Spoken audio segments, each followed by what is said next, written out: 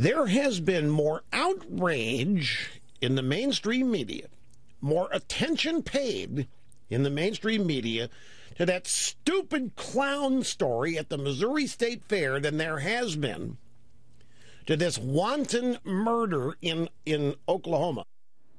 The nation was stunned by two murders, raising questions of how the media covers black-on-white crime. First, a 22-year-old Australian college student gunned down in Oklahoma by three teens, two of them black, in what could be called a thrill killing. And then 88-year-old World War II veteran Delbert Shorty Belton was beaten to death, allegedly by two black teens. One arrest has been made, the other suspect still at large. Yet in the wake of the George Zimmerman, Trayvon Martin verdict, race seems to be taking center stage. But are all crimes covered equally? With me, Democratic strategist Richard Fowler and political commentator and author Ann Coulter. I'm going to start with you, Ann. Is there a double standard in how the media covered the Trayvon Martin story and these two murders that occurred just this week? Yes, absolutely. This is what my last book is about, Mugged, Racial Demagoguery from the 70s to Obama. It was much worse in the 70s, 80s.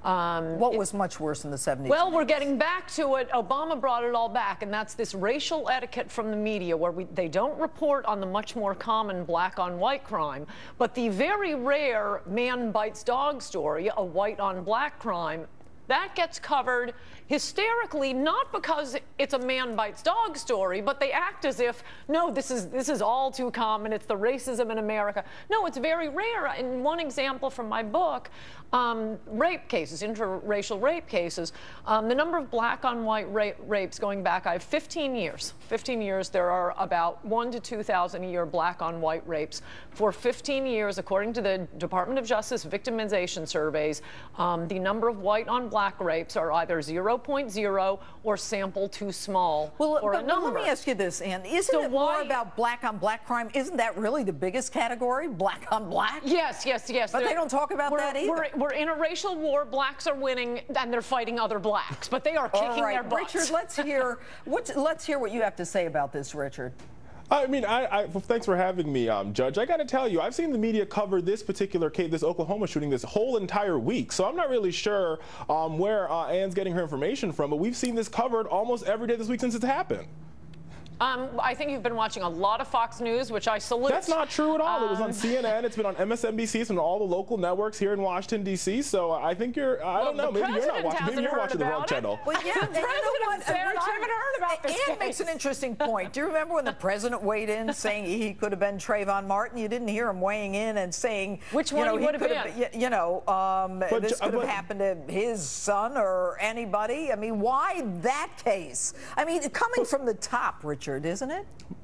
No, but Judge, I think there's a big distinction between the Trayvon Martin case and this individual in Oklahoma. First, let's be honest here, right? Anytime somebody is killed, it's a heinous thing, it's a horrible thing. The one thing that connects Trayvon and the guy who died in Oklahoma is that they were both young individuals who had their whole lives ahead of them. The distinction here is that there is indication that there's a possibility of racial profiling in the George Zimmerman case, which made it a reason for the president to comment. As an African-American man, just like I'm an African-American man, people racially profile. In this particular situation, Trayvon Martin was racially profiled. Even the prosecutor brought these charges without going to the grand jury, I might add, said that race had nothing to do with it, that it was in response to inquiry about who that person was that would look suspicious. But let's get back to this. You say that there is enough coverage of this black-on-white crime, and you say that there isn't. Well, you technically introduced the subject, but I do think it's been covered a lot more on Fox News than it has been other places. And part of the reason this and the Shorty case, I don't think the Shorty case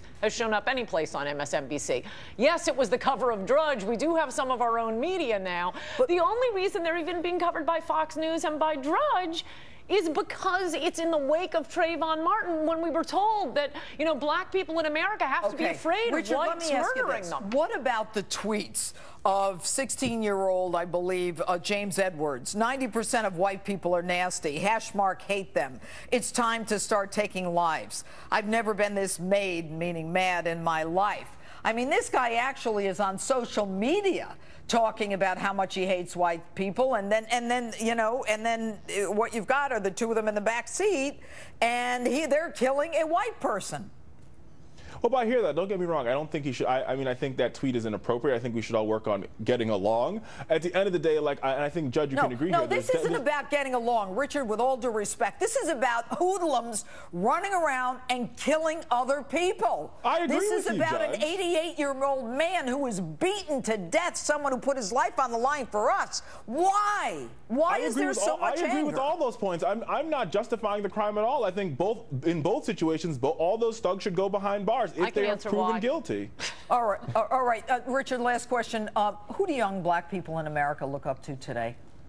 I mean, I think there's a lot of good role models out there for them to look up to. I think a lot of folks look up to the President of the United States. You could look up to your family. I mean, that's a hard question to answer, but I think there's a lot of African-American role models out I just want to answer why quickly, because that goes back 2 books back to Guilty. It is very, very heavily associated with single motherhood and the destruction of mostly the black family, but the white families are catching up.